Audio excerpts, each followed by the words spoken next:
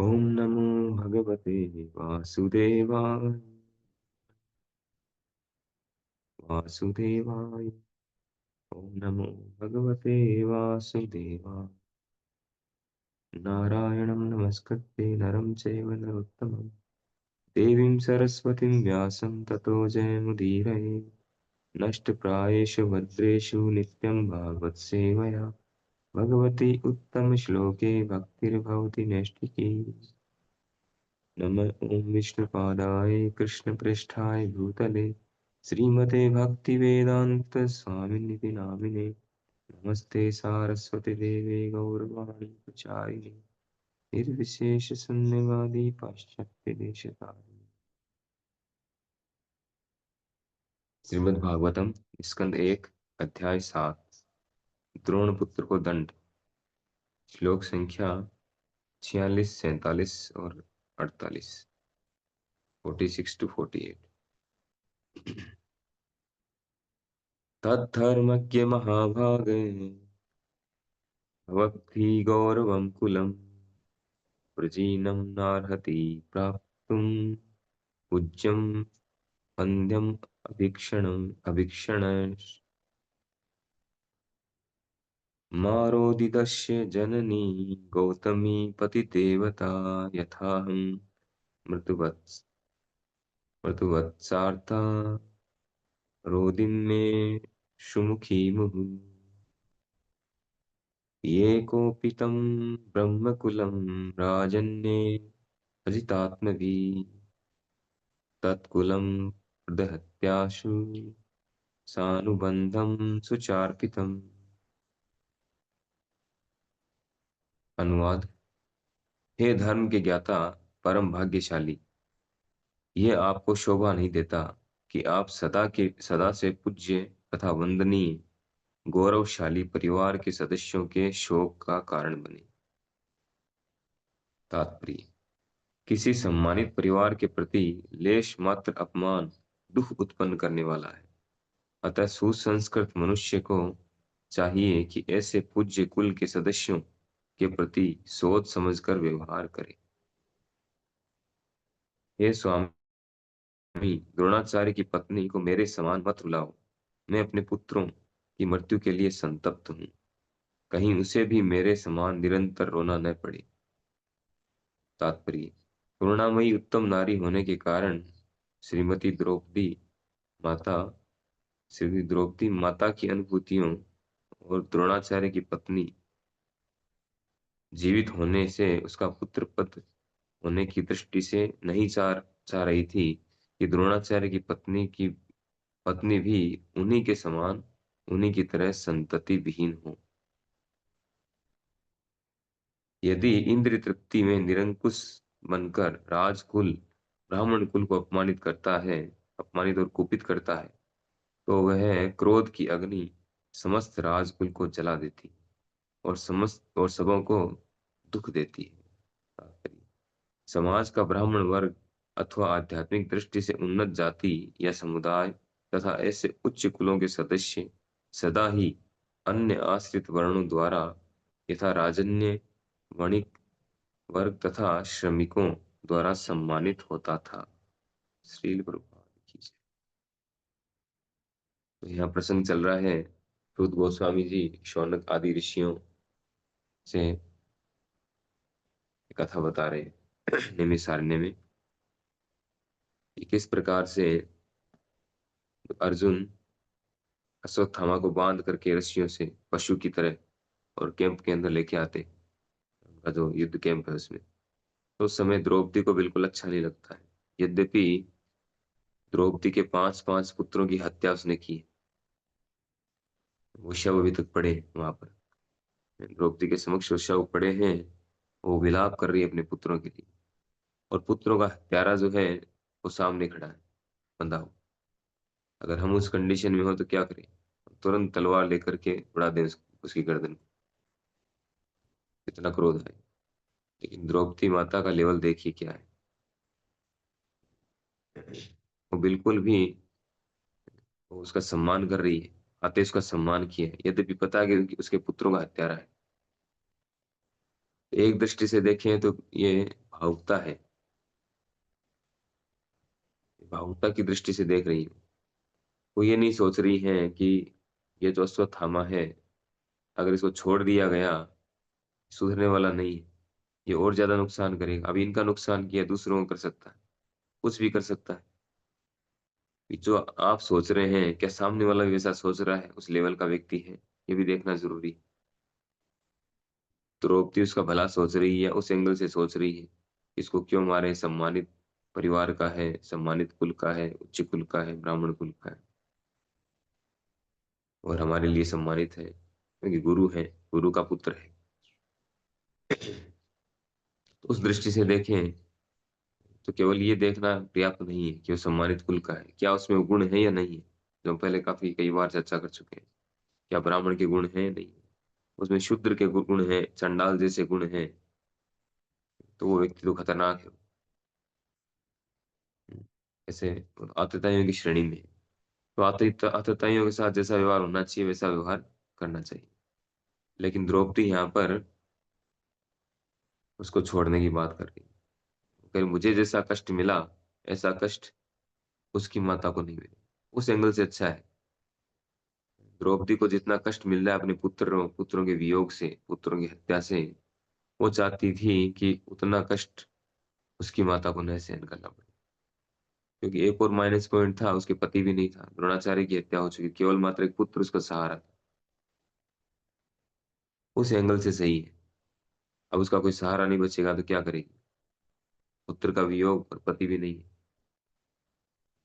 द्रौपदी के फिर भी पति है पांच पांच, उसके साथ तो ये समस्या भी। उस एंगल से अच्छा है।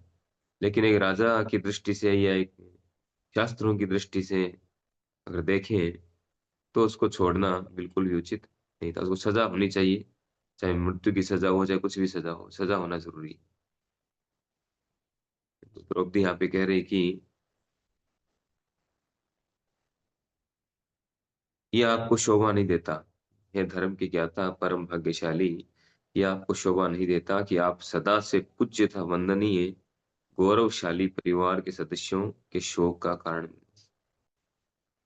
एक साधारण जो व्यवहार की बात, व्यवहार की बातें जो हैं उसके अनुसार कभी भी किसी व्यक्ति को किसी का अपमान नहीं करना चाहिए। और इस तरह से अपमान कभी नहीं करना चाहिए। अपमान करना वो सीधा मन को ठेस पहुंचाता है। और मन को जब ठेस लगती है वो व्यक्ति भूलता नहीं कभी भी। शारीरिक चोट को फिर भी भूल जाता है, शारीरिक पीड़ा को। लेकिन अगर किसी के मन को ठेस लगती है वो भूलता नहीं, आजीवन नहीं भूलता है। तो कह रहे से व्यक्तियों के शोक का कारण। और ये तो बहुत बड़े नुकसान की बात हो रही थी, उसको पूरा ही मारने की बात चल रही थी, उसकी हत्या करने की बात चल रही थी, अश्वत्थामा को मारने की। और उसको मारने से क्या होगा? उसके कुल का शोक का कारण बनेगी। तो कह रहे ऐसा कभी नहीं करना चाहिए। इसके पीछे कारण क्या है, क्यों नहीं करें? क्योंकि द्रौपदी को एक भय भी था, जो लास्ट वाले श्लोक में क्लियर हुआ है। क्या कहती है कि यदि इंद्र तृप्ति में निरंकुश बनकर राजकुल ब्राह्मण कुल को अपमानित करता है और कुपित करता है, तो वह क्रोध की अग्नि समस्त राजकुल को जला देती और सबों को दुखी कर देती। तो ब्राह्मणों का कभी भी अपमान नहीं करना चाहिए, उनको कभी भी कष्ट नहीं देना चाहिए। अगर ऐसा करते हैं और अगर वो श्राप दे दिया तो उन्होंने, तो उससे संपूर्ण विनाश हो जाएगा। ऐसी बहुत सारी घटनाएं आई हैं शास्त्रों में। जैसे जो वेन था, राजा वेन ने, ब्राह्मणों ने मिलकर के, ऋषि मुनियों ने उसको राजा बनाया, लेकिन उसने उनके आदेशों के अनुसार पालन नहीं किया। अपनी मनमर्जी से शासन शासन करने लगा, लोगों को मारने लगा, भक्तों को परेशान करने लगा, सारे यज्ञ बंद करवा दिए, खुद भगवान बन करके बैठ गए कि मैं भगवान हूँ, अपने आप भगवान घोषित किया। ऋषि मुनियों ने आके समझाया, नहीं माना, उल्टा कहा कि मेरी भक्ति करो, मुझे भगवान की तरह मानो। तो फिर अंत में ऋषि मुनियों ने अपने प्रभाव से, पावर से उसको मार दिया, विनाश कर दिया उसका। ऐसी और भी घटनाएं आती है शास्त्रों में। जब ब्राह्मणों का अपमान होता है तो उनके श्राप से संपूर्ण कुल विनष्ट हो जाता है, कुल का विनाश हो जाता है। इसलिए ब्राह्मणों का सम्मान करना आवश्यक है। जैसे दुर्वासा मुनि है, वो तो बहुत जल्दी कुपित हो जाते हैं, बहुत जल्दी क्रोधित हो जाते हैं। किसी को श्राप दे दें तो उसका विनाश निश्चित है। तो आजकल कलयुग में ऐसा नहीं है। कलयुग में ब्राह्मणों के पास में ऐसा पावर भी नहीं है, या वो इतना, जो जितना शुद्ध होगा, प्योरिटी इज द फोर्स, शुद्ध नहीं उसके पास पावर कहाँ से आएगा? शुद्धता से आती है शक्ति, फोर्स तो शुद्धता का कोई पालन करते नहीं है। केवल ब्राह्मण कुल में जन्म लेना पर्याप्त नहीं है। मेन चीज है कि वो पालन करे नियमों का, 4 नियम पालन करे।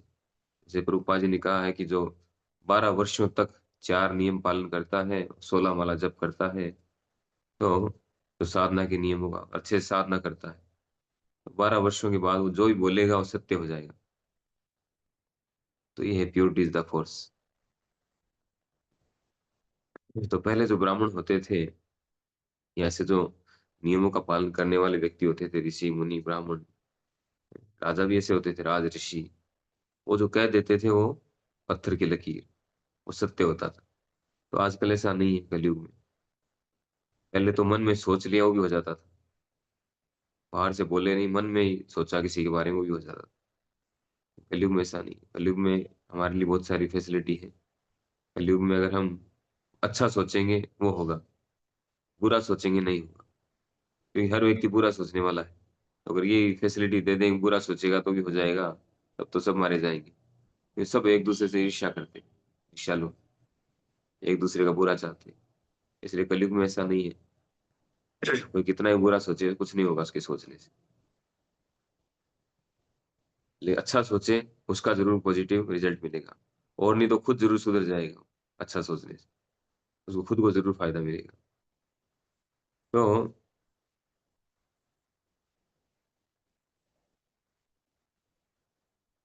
द्रौपदी जो है, वो एक सभ्य स्त्री थी और भक्त थी भगवान की। तो भक्त जो है दयालु होता है, हर स्थिति में दयालु होता है। उसका कोई कितना ही बुरा करे, वो किसी का बुरा नहीं चाहता।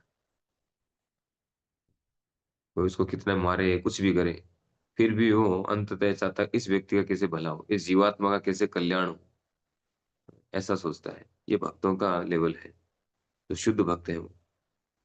तो यहाँ पर द्रौपदी चाहती है कि जैसे उस उनको रोना पड़ रहा है अपने बच्चों के लिए, कम से कम द्रोणाचार्य की पत्नी को तो न रोना पड़े, उनको तो कष्ट न झेलना पड़े। क्या होगा उसको मार देंगे? मान लो आपको किसी ने नुकसान पहुंचाया, किसी ने किसी व्यक्ति के परिवार में किसी की हत्या कर दी, और वापस आपने उसकी हत्या कर दी, बदला ले लिया, हुआ क्या उससे? क्या हो जाएगा? क्या आपका पुत्र, या जिसका पुत्र या पिता या जो भी मरा है, इसका मान लो जिसको उसने मारा है, क्या वापस जीवित हो जाएगा वो? कोई फायदा नहीं। चाहे इसको मार दो, सामने वाले को वापस उसका बदला ले भी लिया, तो हमें क्या फायदा होगा? द्रौपदी को क्या फायदा हो जाएगा अगर अश्वत्थामा को मार भी दिया जाए सामने सामने?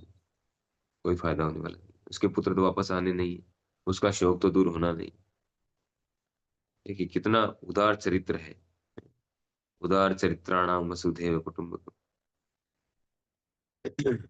कितने सुंदर सुंदर उदाहरण है भागवत में। और तो द्रौपदी ये नहीं चाहती थी कि जैसा उसको कष्ट हो वैसे उसकी माता को भी कष्ट हो। एक श्लोक आता है, चाणक्य पंडित का श्लोक कोट करते हैं प्रभुपाद जी कई बार, कि पंडित कौन है? पंडित यानी इंटेलिजेंट व्यक्ति। इंटेलिजेंट व्यक्ति कौन है? तो कहते हैं मातृवत पर दारेशु पर द्रवेशु लोष्ट्रवत आत्मवत सर्वभूतेषु ये पश्यति से पंडिता। कि जो मातृवत पर दारेशु, दूसरे की स्त्री को माता के समान समझता है, भोग की दृष्टि से नहीं देखता है, दूसरी सभी स्त्रियों को माता के समान देखता है। मातृवत पर दारेशु, और पर द्रवेशु लोष्ट्रवत, दूसरे के धन को कचरे की तरह समझता है, कि मेरे किसी काम का नहीं, पत्थर है ये, मिट्टी है। जैसे बाहर से हम कचरा उठा करके अपने घर में नहीं लाते, खूब मिट्टी पड़ी है बाहर, खूब कचरा, कंक्रीट सब जगह पड़ा है, हम अपने घर में नहीं लाते उठा कर। स्पेशली कचरा तो लाते नहीं। तो जो पंडित है, इंटेलिजेंट व्यक्ति है, उसको कचरे की तरह समझता है दूसरे के धन को। कितना ही धन पड़ा हो किसी का, वो कभी उठा के नहीं लाएगा। और आत्मवत सर्वभूतेषु, दूसरे सभी जीवों को अपने ही समान समझता है। आत्मवत, कि जैसे मुझे तकलीफ होती है, मुझे कोई पिन चुभाए, मुझे तकलीफ होती है, वैसे सामने वाले को तकलीफ होती है। वो किसी को तकलीफ देना नहीं चाहता, अपने ही समान मानता है। ये पश्यति स पंडिता, ऐसे तो देखता है। इस प्रकार का जो दृष्टिकोण जिस व्यक्ति का है, वह पंडित है, वह वास्तव में इंटेलिजेंट व्यक्ति है, जेंटलमैन है। तो द्रौपदी में विशेष गुण थे।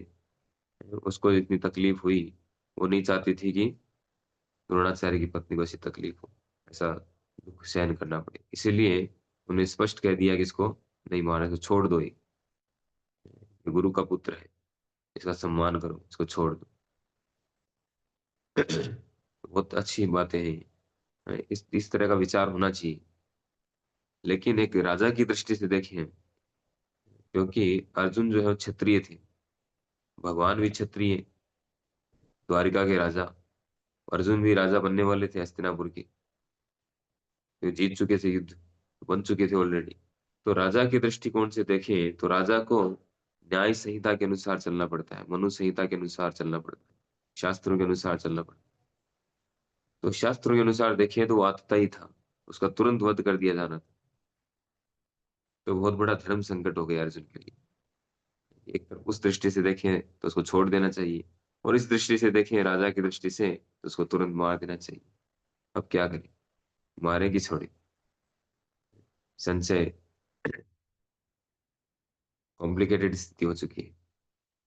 तो देखते हैं आगे अर्जुन क्या करते हैं, भगवान क्या आदेश देते हैं, किस तरह से जो है उसको मारते हैं कि क्या करते हैं, कैसे मारेंगे, दोनों की बात कैसे रखेंगे। भगवान चाहते हैं उसको मारे, भगवान ने ऑर्डर दिया था कि मारो इसको, आदत आई है। और द्रौपदी करे इसको छोड़ दो। अब अर्जुन किस तरह से क्या बीच का रास्ता निकालते, नेक्स्ट क्लास में देखते हैं। हरे कृष्णा। श्रीमद् भागवत महापुराण की जय। श्री हरे कृष्ण। हरे